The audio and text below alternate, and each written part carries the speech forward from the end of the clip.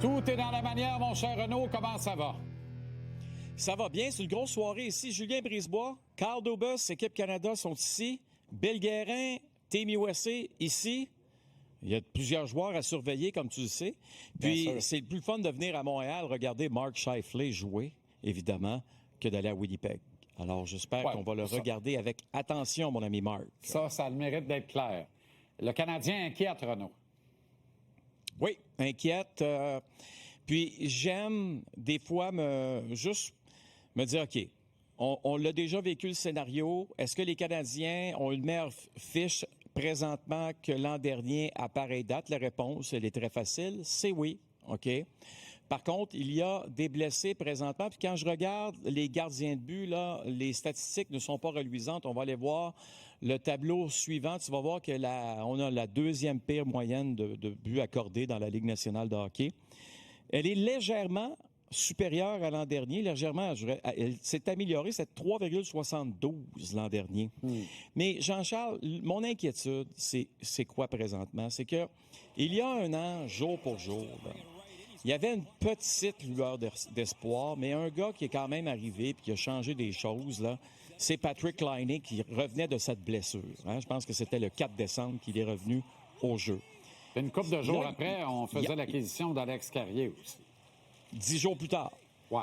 Mais là, il n'y a pas de joueur là, qui s'en vient là, bientôt. Bref, tout ça pour dire que j'ai une certaine inquiétude. Je suis quand même content de voir que l'équipe la plus jeune de la Ligue nationale de hockey, avec une victoire ce soir, peut continuer sa poussée vers les séries éliminatoires. On est en avance par rapport à il y a un an, sans aucun doute.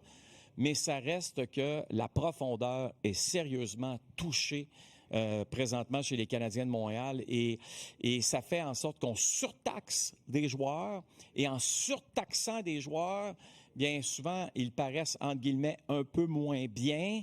Puis là, on leur tape sur la tête. Tu sais, faut être prudent aussi. Il faut comprendre ce qui est en train de se passer avec cette équipe présentement. Ouais. Et Kirby Dach, ça a fait la manchette, là, est de retour sur patin. Ça ne veut pas dire qu'il va jouer avant Noël. Là. Non. Aujourd'hui, il était présent là, pour regarder quelques-uns de ses coéquipiers patiner. On peut vous dire qu'il a toujours une botte au pied, OK? Donc, une botte protectrice avec laquelle je suis convaincu qu'il va être obligé encore de composer pendant quelques jours avant de l'enlever complètement et de pouvoir reprendre, évidemment, un peu plus d'action. On s'en ennuie, Jean-Charles. Tu sais, je parlais de joueurs surtaxés. Je regardais Jake Evans. La première fois là, que Jake Evans joue moins de 10 minutes, là, la dernière fois que c'est arrivé, c'est le 14 janvier 2023, là. Écoute, ça fait un bail, là. C'est un gars qu'on utilisait à merveille, puis on utilisait dans toutes sortes de scénarios l'an dernier. Cette année, ça va un peu moins bien.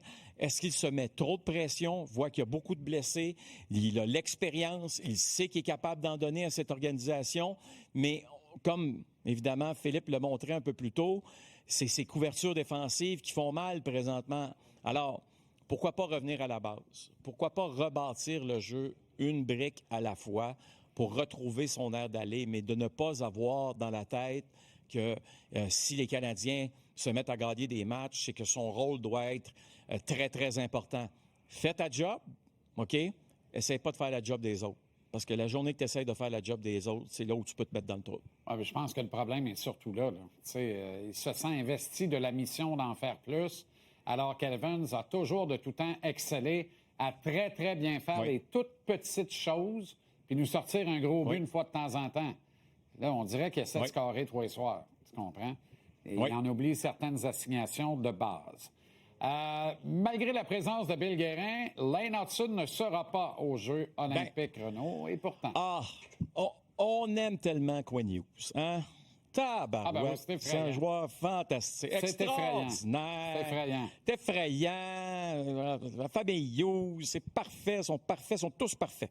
Il y en a aucun qui est pas bon, puis faut qu'on les ait absolument dans notre équipe. OK? On va aller voir depuis la confrontation des 4 nations. Vous allez voir les statistiques de mon ami Lane Hutson. Il se situe où parmi les meilleurs défenseurs de la Ligue nationale côté points? tabarouette, Jean-Charles. Pas besoin de te dire que c'est une domination, là, dans son cas, là. Regardez la fiche de plus et moins, là. Il n'y a pas à rougir non plus, là. Absolument pas. Alors, pourquoi ce discours que Lane Hudson n'a pas d'affaire avec l'équipe américaine? Moi, je sais que tout le monde trippe Quinn Hughes. Je le sais que tout le monde trippe Quinn Hughes. Pas moi. Mais moi non plus.